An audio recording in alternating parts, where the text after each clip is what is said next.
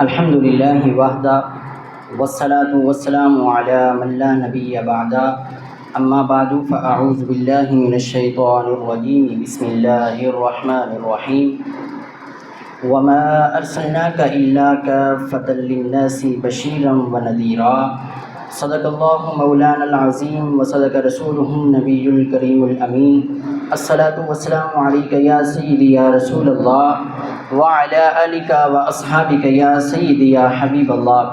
معزز سامعین کرام، السلام علیکم ورحمۃ اللہ وبرکاتہ۔ آج کا موضوع عقیدہ ختم نبوت ائمہ کرام سے موقف سے آپ کو واضح کروں گا۔ جس طرح قرآن و سنت سے عقیدہ ختم نبوت اظہر من الشمس ہے، اسی طرح عقیدہ ختم نبوت ائمہ کرام کے اقوال سے بھی اظہر من الشمس ہے۔ ائمہ کرام کے نزدیک دعوی نبوت پہ دلیل کو طلب کرنا کفر، وحی کا جاری رہنا یہ بھی کفر، اور حضور کے بعد کوئی نبی دوبارہ آنا یہ بھی کفر۔ حضرت امام اعظم ابو حنیفہ رضی اللہ تعالی عنہ کے دور میں ایک شخص نے دعوی نبوت کیا تو وہ امام صاحب سے جا کے کہتا ہے کہ امولونی حتی اجی بالعلامات، کہ اے امام صاحب مجھے اپنے دعوی نبوت پہ کچھ نہ کچھ دلیل دینے کا موقع دیا جائے۔ تو میرے امام صاحب فرمانے لگے، ارے تو جہنمی ہے ہی ہے، ارے تو مرتد ہے ہی ہے، ارے تو لعنتی ہے ہی ہے، لیکن سن مل طلب منہ علامتا فقد کفر، جو تیری اس جھوٹی دعوی نبوت پہ دلیل کو طلب کرے گا وہ بھی کافر ہو جائے گا۔ لقول النبی صلی اللہ علیہ وسلم لا نبی بعدی، کیونکہ میرے نبی صلی اللہ علیہ وسلم نے خود فرما دیا ہے کہ میرے بعد اب کسی نبی نے دنیا میں آنا ہی نہیں ہے۔ یہ امام اعظم کا فتویٰ۔ آگے سنیے، امام محمد شہاب القدری فرماتے ہیں وَأَمَّا الْإِيمَانُ بِسَيِّدِنَا علیہ الصلاۃ والسلام فَيَجِبُ بِأَنَّهُ رَسُولُنَا فِي الْحَالِ، فرمایا کہ جو حضور کی رسالت پہ ایمان رکھتا ہے اس پر یہ چیز واجب ہو جاتی ہے کہ حضور کی ختم نبوت پہ ایمان رکھے۔ ہاں جو یہ کہے میں حضور کی رسالت کو مانوں گا لیکن حضور کی ختم نبوت کو نہیں مانوں گا، فرمایا لا یکون مومنا، وہ مومن ہے ہی نہیں۔ امام ابو جعفر طحاوی فرماتے ہیں وَكُلُّ دَعْوَى النَّبُوَّةِ بَعْدَهُ علیہ الصلاۃ والسلام فَغَيٌّ وَهَوَىٰ، فرمایا کہ جو حضور کے بعد کوئی نبی آنے کا دعویٰ کر لے فَغَيٌّ وَهَوَىٰ، فرمایا کہ وہ شیطان گمراہ ہے اور اپنے نفسانی خواہشات کی پیروی کرنے والا ہے، کیونکہ وہ جانتا ہے اللہ رب العالمین نے اس کو منصب نبوت عطا کیا ہی نہیں ہے۔ ارے منصب نبوت تو حضور پہ ختم ہو چکا ہے، اب یہ بے ایمان شیطان خود دعویٰ کر رہا ہے۔ فرمایا فغی وہوا، یہ گنگا، یہ شیطان ہے، گمراہ ہے اور نفسانی خواہشات کی پیروی کرنے والا ہے۔ امام ابن حزم اندلسی فرماتے ہیں، فرمایا وَكَذَلِكَ مَنْ قَالَ إِنَّ بَعْدَ مُحَمَّدٍ نَبِيًّا غَيْرُ عِيسَىٰ ابْنِ مَرْيَمَ فَإِنَّهُ لَا يَخْتَلِفُ اثْنَانِ فِي تَكْفِيرِهِ، فرمایا کہ جو حضور کے بعد سوائے عیسیٰ علیہ السلام کے کسی نبی کے آنے کا احتمال کر لے، شک کر لے، یقین کر لے، کچھ بھی کر لے، فرمایا فَإِنَّهُ لَا يَخْتَلِفُ اثْنَانِ فِي تَكْفِيرِهِ، تو اس کے کفر میں کوئی دو آدمی بھی شک نہیں کر سکتے۔ امام عمر نصفی فرماتے ہیں، فرمایا وَأَوَّلُ الْأَنْبِيَاءِ آدم وَآخِرُهُم مُحَمَّدٌ صلی اللہ علیہ وسلم۔ آگے سنیے، علامہ سعد الدین تفتزانی رحمۃ اللہ تعالی علیہ فرماتے ہیں کہ اللہ کے کلام سے یہ بات واضح ہو چکی ہے کہ حضور آخری نبی ہے، حضور تمام لوگوں کی طرف مبعوث کیے گئے ہیں، بل الی الجن والانس، بلکہ تمام جن و انس کی طرف مبعوث کیے گئے ہیں۔ ثابت انہ آخر الانبیاء، یہ بات اس چیز سے ثابت ہو گئی ہے کہ حضور آخری نبی ہے۔ آپ سے پوچھا گیا کہ جناب بتائیے حضرت عیسیٰ علیہ السلام تو دنیا میں تشریف لائیں گے، وہ کس حیثیت تشریف لائیں گے؟ فرمایا لکنہ یطابع محمدا لان شریعتہ قد نسخت، وہ حضور کی مطابعت میں تشریف لائیں گے۔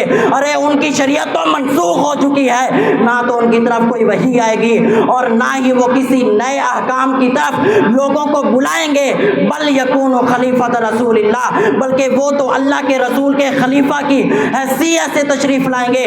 ارے لوگ کہتے ہیں یہ ختم نبوت، عقیدہ ختم نبوت ضروریات دین میں سے ہے ہی نہیں۔ سنو ہمارے اماموں کا قول، ہمارے امام کیا فرماتے ہیں؟ فرمایا اذا لم یعرف ان محمدن آخر الانبیاء، جو یہ نہ جانتا ہو کہ حضور آخری نبی ہے، فلیس بمسلم، وہ مسلمان ہے ہی نہیں۔ کیوں؟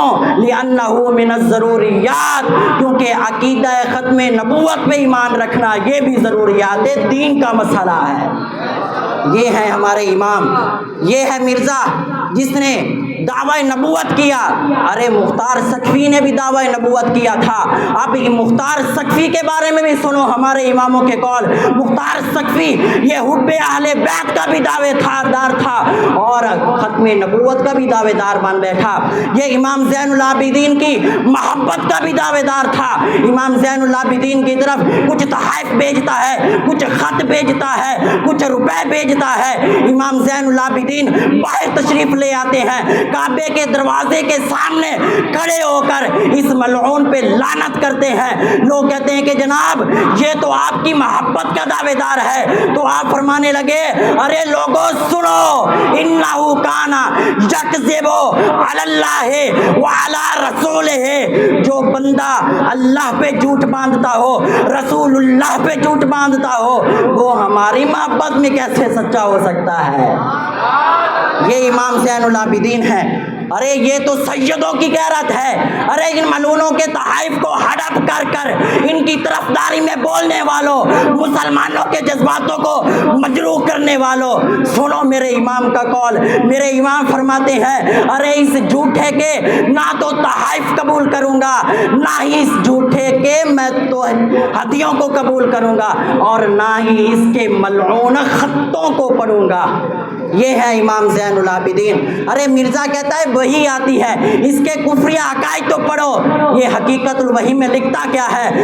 کہتا ہے بے ایمان کہ میری طرح وحی آتی ہے۔ اللہ فرماتا ہے انت منی بمنزلۃ توحیدی، اے مرزا تو میرے نزدیک میری توحید کی مانند ہے۔ استغفر اللہ۔ آگے بے ایمان لکھتا ہے انت منی بمنزلۃ عرشی، اے مرزا تو میرے نزدیک میرے عرش کے درجے پہ ہے۔ توبہ استغفر اللہ۔ آگے بے ایمان لکھتا ہے انت منی بمنزلۃ ولدی، اے مرزا تو میرے نزدیک میرے ولد بیٹے کی مانند ہے۔ توبہ استغفر اللہ۔ اللہ پہ کتنا بڑا جھوٹ باندھ رہا ہے یہ بے ایمان۔ ارے یہ کہتا ہے میری طرف وحی آتی ہے، مختار بھی کہتا تھا وحی آتی ہے۔